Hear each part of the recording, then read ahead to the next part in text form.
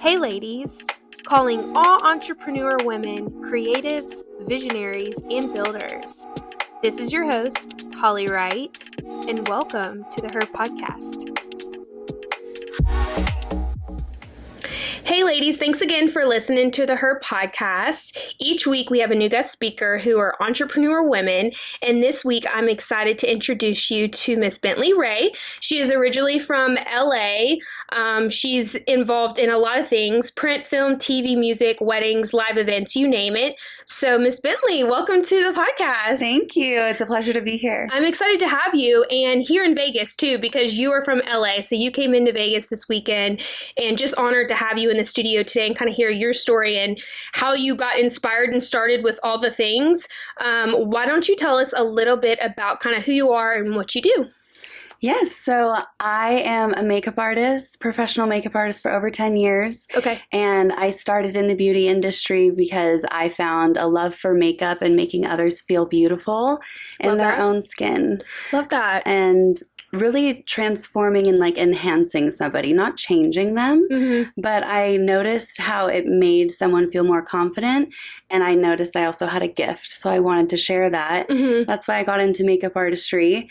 I'm also very creative. I paint, and then like the face is my canvas. So love that. Yes. So you kind of started in the beauty industry in LA, and then it kind of bloomed you into the creative field, I feel. Yes. So instead of the college route, I went to MUD, which is makeup designery in Burbank. Okay. So it's like the Harvard of makeup schools in the nation. Cool. Yes.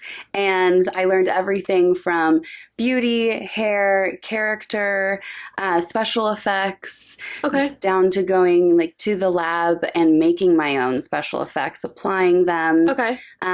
Set etiquette with photographers and how to build a business. Okay. And so I took that once I graduated and got into music videos, print, doing a lot of beauty industry events, and that's how it kind of spun into events later down the line. Okay. But I worked a lot with photographers and model agencies and did beauty campaigns. Wow. So you've kind of like done it all. I love that you were involved with like product, like making makeup. I think that's like our future now. Everybody has like some kind of product, and it's really cool to go back and learn like the history and chemicals and like how you make stuff. Super cool.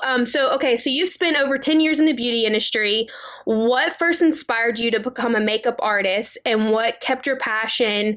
What kept you passionate about it for so long? What kind of bloomed you into like, you know what, I think this is what I want to do? So I remember my mom telling me a funny story. She woke up and I was covered in red lipstick. Love that. And I was like free. Yeah. And so I think I've always had like a passion for like makeup and beauty and just girly things. And I remember to this day when I was 14, I got my first Dior Show mascara. Okay. And like the smell, like the way that it went on, how it clicked when you closed it, everything about it, I was obsessed. And I was like, I want to be in makeup. Like, I want makeup to be my career. So. Love that. That's cute too, because I feel like all the girls want to be girly girls, but not everyone, goes into the beauty industry. It is, I will say, I have a couple friends in the beauty industry, and it's amazing to see what you guys create, but it's also a little oversaturated. So I love that you kind of gathered kind of your passion and purpose for things and created something. So you've worked in so many different spaces, like I said earlier: print, film, TV, music, weddings, and events. Which experience had the biggest impact on your career, and maybe why? I think the biggest impact was working with 3 really renowned models, doing print photography and doing beauty for the print campaign. So it was Daisy Clementine. So everybody knows Lucky Blue Smith. Yeah. That's her brother. Okay. And also Nadia Meja. She's like Miss Venezuela now, and a few others. And that really catapulted my career because it was published. That kind of gave me a stepping stool, or a stepping stone, if you will, to really be established and get more and more jobs from that. Okay. After working with those really big models. So walk me through a day in the life of that. So you're like in the studio kind of, and you say like working with these brands. Is there like so many people with different hats in there collaborating, or like what's the process for that? Yes. So, I mean, there's someone for everything, down to like the creative direction, the photographer, the stylist, the makeup artist, the hairstylist. And I definitely have a different perspective because I've been in some of those other roles. Yeah. And so I know how to be in front of the camera, behind the camera. I understand how to collaborate and create a vision, which is like my true passion. Yeah. It's why I'm in so many spaces. Yeah. That's cool. I love that too, because I feel like, you know, if you have experience and opportunity to be in that many spaces, imagine what you're going to create one day, because not everybody can handle those, and that's a lot of hats to wear, but that also is a talent in itself to be able to be professional and do all the things. How did your career as a makeup artist naturally evolve you in VIP event planning and creative production? Kind of walk us through that maybe season of your life. Yeah, so I think everything I do has a creative aspect to it. Okay. And I think they all kind of mend together, because when you're getting a talent ready for set, there is a deadline that you have to meet. Okay. And that also is the same when you're coordinating an event. Right. There's deadlines you have to meet. You're creating an experience. You're creating something that people will remember. Mm-hmm. And I think I've noticed I'm like good at a lot of things because I never like to say no. I like to challenge myself. I'm like that too. Yeah. I kind of overdo it, but at the end of the day, it works itself out. Yeah. And then you discover so many different like hidden talents maybe you didn't know you had. Yeah. And going into the event space, I actually pivoted a little bit and went into the automotive industry. So I was working with brands like Lamborghini and Bentley and Rolls-Royce, doing these really grand elevated events, big unveiling events when a new model came out, test driving events at like private estates in Malibu. And that's cool. It was a dream, right? Because you're creating this experience that like everyone remembers. Yeah. And when you're working with those brands, it's a lifestyle. It's not just a car. Yeah. And that's what I also feel about makeup. Like it's someone's identity, and let's say it's for a specific brand shoot. It's that role that they're playing, and it's a gift to be able to create something like that. That's so cool. I love that. Well, as a woman building a career, you know, in the creative industry, and it sounds like you're, you know, in different spaces, what were some of the biggest challenges you face, and how did you overcome them? I feel like we always go through challenges, you know, there's good and bad seasons, but what were some, you know, while being in the creative space that really challenged you and faced you to maybe like level up? Yeah. This one's a deep one. Yeah, let's go deep. It's fine. So I think putting yourself out there to get started is really hard. Yeah. Because you have to be comfortable with being uncomfortable to be able to grow and to get your name out there. Yeah. And it's a grind in itself, like, especially when you start, and imagining, like, I was in San Diego for like 15 years. It's a different creative space, but LA is like a different ball game, and you really have to hustle and get yourself out there and grind for a really long time until you meet like the perfect connection. That's the perfect word. Hustle. Yeah. Hustle. Yeah.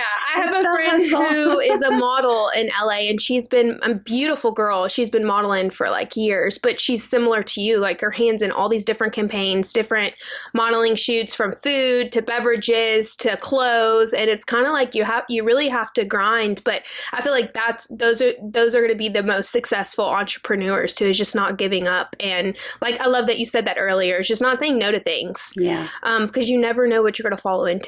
Yes. Love that. Well, many women who are listening may want to pivot, or maybe feel scared to jump into new opportunities. I love that you said you don't say no to anything. What advice would you give someone, specifically the ladies listen, who feel called to reinvent themselves, or maybe jump into something that's new and uncomfortable? I would say be bold. Okay. Believe in yourself, and say yes when an opportunity is presented, because you never know where it could lead. Yeah, that's good too. And I feel like, when things are uncomfortable, that's where growth really does elevate.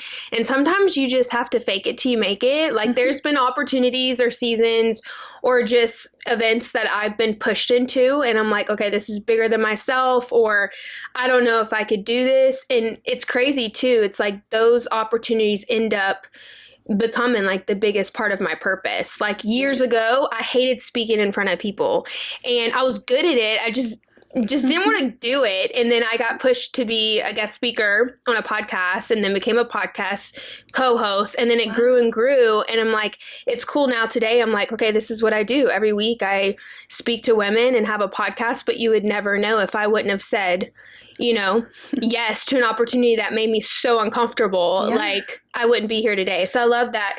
That is the biggest part of really your heart, is just try new things. Because I feel like that's just what we have to do, especially as entrepreneurs. And when I say I don't say no to anything, right? Use your discernment. Yeah, this is true. Right.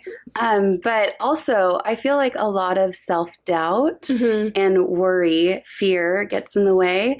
And I always like to tell myself when my heart is like pounding, if I'm nervous for something, I always tell myself, my heart's applauding me. That's good. It's an applause. It's nothing to be scared of. And that changes my mindset to believe in myself and to like ramp up and be excited rather than nervous. So just believe in yourself and never doubt. Love that. You were recently scouted into modeling. How did that opportunity come about? Going from creative and makeup artist, how did you meet a connection, or what kind of sparked the interest of you walking into modeling? Yes. Modeling, I feel like is especially for, I don't know, I feel like I've heard good and bad through people, but it's a hard space to be in. I mean, oh yes, very competitive. But I love that people are very authentic, and I love that if you look around models today, like we've got different kinds of models, and I love that the authenticity is coming out and the creative's coming out with women, because I feel like back in the day it was just one stereotype of woman and you're considered a model. So kind of like walk us through how that connection came about. Okay. I love telling this story because sometimes it's so surreal. Okay. This year I went to LA Fashion Week. Okay. I was invited as a guest. So cool. Yes. And somehow I ended up at the model entrance. Okay. I was checking in and there was a lady in a headset that literally like yelled through the crowd and was like, hey, you, excuse me, do you want to model? And I'm like, yes. Let me change my clothes real quick. Yeah, she's like, I'll get you in makeup and hair. We need to go meet the designer. She'll pick out like a piece for you. And so I met the designer and she's like, oh, I love your look, but let me see your walk. Okay. Okay, here, go time. Okay. And she loved it. She's like, I have the perfect piece for you. Okay. She's a Parisian designer, so all of her collection was these silk gowns and sets. Okay. And she chose like a copper and chartreuse and like gold set. And it literally felt like I was wearing liquid gold. It was amazing. Oh my gosh, that's like a movie scene. Yes. It reminds me kind of like, have you ever seen the movie Sweet Home Alabama? Yes. And she's like the fashion designer and like crazy stuff happens behind the scenes. But that is like a movie scene. Like she really like shouted you out and then you just ran with it. I just ran with it. Crazy. Yeah. Full disclosure, I had never walked a runway before. Okay. But I have been preparing like my whole life for this because I always wanted to model. But my way of getting in that industry was also behind the scenes in makeup artistry because I wanted to contribute to that. Yeah. But it just all felt so aligned. And she's like, your makeup looks perfect. So that was like a nice confirmation as a makeup artist. But she's like, go to hair. We're going to do like a slick back bun. Okay. That's the look, very editorial. And I'm like, great. And then I remember lining up, doing like finishing touches and that heartbeat. Yeah. Like you were like, oh my gosh, this is like, happening. Oh my God. So I just remember telling myself like, okay, it's your applause. Okay. It's nothing to be scared of.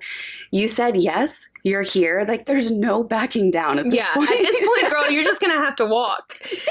And it was incredible. Like I remember going around the corner, hitting my mark at the end, all the photographers, like the lights. Yeah. and like all the camera flashes was incredible. Like, Okay. I wish I could have bottled up that feeling. Yeah. Because the adrenaline is unlike anything I've ever experienced. Yeah.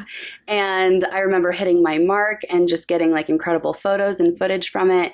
And from that show, so many opportunities just came from it. And it was like a domino effect. And that one yes has led you to where you are today. Yeah. That's an incredible story. I love that. And so cool. Like I said earlier, it's like a movie moment. Like, but sometimes in life, you really just have to you just have to go for it and be pushed. There's been times in my walk with entrepreneurship that I'm like, okay, I guess I'm a photographer today. And then you just got to go with it. And I became really good at content. And so, love that for you. That's so cool. Thanks for sharing. Yeah. So that's kind of what stepped you into modeling. Okay. So let's go back to the author. I want to shout you out too. You're a featured author. So you published your first book. Yes. So you're a featured author in the upcoming book. It's called Slaying Los Angeles. Let's talk a little bit about that. What inspired you to share your story, and what message do you hope your readers take away from it?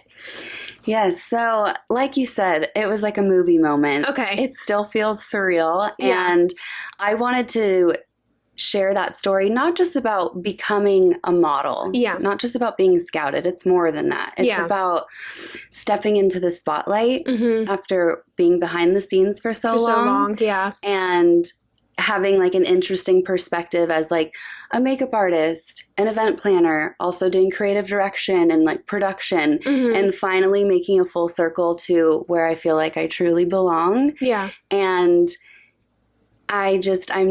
I'm so proud of myself because I always wanted to write a book. Yeah. And this is an anthology. It's the first of many. I have a full novel in me. Love that. So stay tuned for that.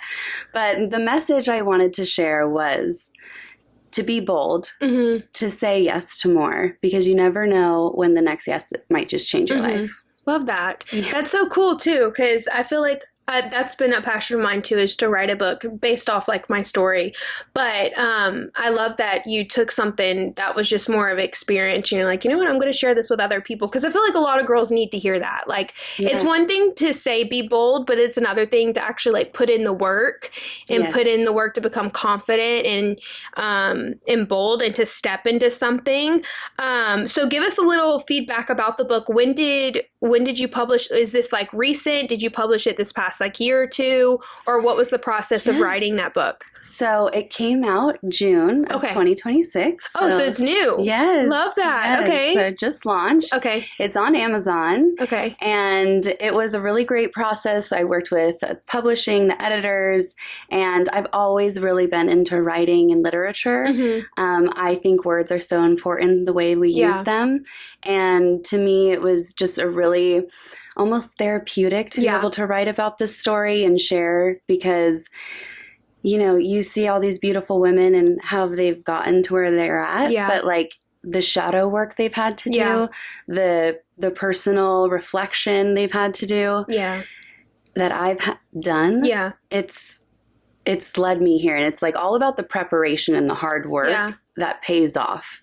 And it's probably led you to be so grateful too, because I feel like it's one thing to kind of be pushed into modeling and that's just who you are and that's all that you do, but you've kind of had a full circle and you've done the makeup, the creative work. So you've learned the process behind everything of how the operation works, and you've had your hands on everything. So I wouldn't be surprised in a few years if you launched your own kind of business, because a lot of people don't get the opportunity, you know, it's the ones that actually go for it. But it's really cool that you've had to learn behind the scenes, I like to say, just the whole process, because when you are on stage modeling, like your mind's probably like, oh my gosh, I've learned so much and had to be humble and learn all the ins and outs before I got to this moment. So that way, when you are in the moment, it just probably leads you to be like really grateful. Exactly. Love that. Well, looking back on your entrepreneur journey, what is one lesson you wish you could tell your younger self when you were just starting out? So let's go back to maybe like middle school, Bentley Rae. What were some things that you could encourage the ladies, you know, listening, that really just kind of built you into who you are today? And it could be big things or little things. I think it's really important when people try to either make fun of you or make you feel down about yourself, to not listen to them. because I think it's really important, because a lot of times it's people either don't understand it, or it's threatening and they don't want you to have it. And when I say it's like it's a sense of self, right? So I have these 3 tattoos, and as a makeup artist, my hand is, my palette. Yeah. And it's 3 things I live by. Okay. And the reason I bring it up is because one is to stay true to yourself, including your conscience. Don't lie to yourself. And the second one is don't change for other people just to conform to normality or to fit in. Because some people are meant to stand out. Yeah. Well, I think people, like, energy is a big thing. And if we go back to like middle school or high school, like, just other women that I chat with kind of went through, like, there's bullying, like, everything's different now. But going back to like before social media, before cell phones, like, the generation in time was so different. But I feel like us as women, if we really look back to childhood trauma, or just like our inner self, little things that maybe have hurt you, it's really, as you evolve and heal and become the woman that God has created you, you kind of, I don't know about you, but I look back and I'm like, oh, that's funny, because that little thing could have taken me out, but look at where we are today. Yeah. And so, I mean, kids are kids, but I really feel like the things that, God knows who you're going to be and the purpose for your life. But if you look back, little things that could have changed you or triggered you really could affect you as a woman. And those are things to look back and kind of like you said, going back to the things and not listening to people. And it goes for, being a woman today. People are mean, and hurt people. But I think if you have that positive mindset and you just know who you are and know, your purpose, like keeping that and like looking straight ahead, like little things like that can't affect you anymore. And I think that's so a powerful thing. Yeah, because I always say, like, anyone who taught you something that you have programmed in your mind that is like a negative thing about you, unlearn it. Yeah, because that's good. Who are they to tell you that? Yeah. And I remember, like, as a kid, I have this really large white birthmark on my leg. Okay. And I love it. I've always loved it. But there were kids that would, like, make fun of me. They isolated me. And now, like, I get so many compliments on and now you're a model. And now you can show off those legs. I know. Yeah. And like my so legs cool. are like one of my big things in modeling. So it's like one of my key features. And love that. It's kind of funny because I think about that. I still think about that moment. Like, it was like a core memory that was negative, but I was like, look at me now. Yeah. It kind of reminds me of that model. I don't remember her name, but she has like white spots on her, and she's do you know what I'm talking about? She has vitiligo. Yes, vitiligo. Yeah. And she is absolutely stunning. And I watched a story about her, just kind of like her upbringing, really rough, and then to see who she is today, it is like absolutely amazing. And I guarantee she could care less about one white spot. But I think it's a beautiful thing. Like, when we're kids, we just don't really know. But once you become, who you are, it's like, whatever, like, look at me now. Yeah, exactly. The world's watching. So exactly. That's so funny, but that's so cool. Well, let's tell the ladies who are watching where they can connect with you, and maybe you said your book is on Amazon. Yes. And then you're located in LA, so you're in the whole creative space. Well, as we wrap up this podcast, for the women who are listening, maybe there's women on here who have really big dreams like you, or in all the different spaces, or maybe they're doubting their self. What is one piece of encouragement you could leave them with today? So we talked a lot about confidence and boldness. Yes. But I feel like there's a lot of girls out there that probably, have a lot of gifts and skill sets, but fear is the biggest pillar that holds us back as entrepreneurs. So what is maybe one thing that you could encourage them just to keep going, or just for the girls who are doubting, Yeah, I think, carpe diem. You never know, and you never want to be left with any regret for not doing something, or not seizing the day, not taking the time to just take the next step, because you don't have to see the entire staircase. Like, you just have to take the next step.